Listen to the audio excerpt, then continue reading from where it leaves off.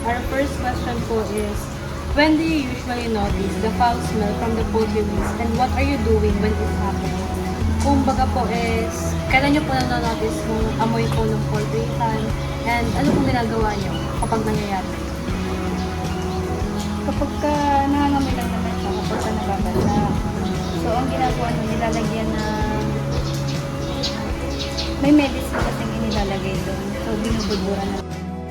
In what ways does odor from the poultry waste affect your daily activities? And how does the smell affect your overall comfort and enjoyment of your home or surroundings? Para nakaka-apekto sa inyo yung foul smell nga galing sa mga poultry waste. Para nakaka-apekto sa inyo pang-araw-araw na pamumuhay.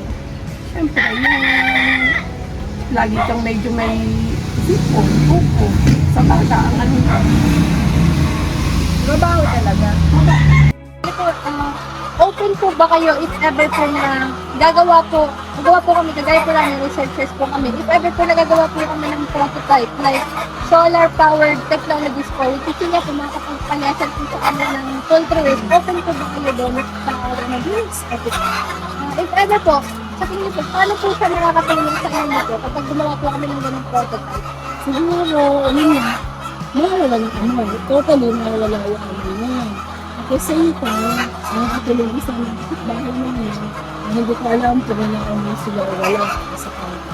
So, kung ano yun, basta malaman ko na, wala mo lang lahat. Ano ba yung,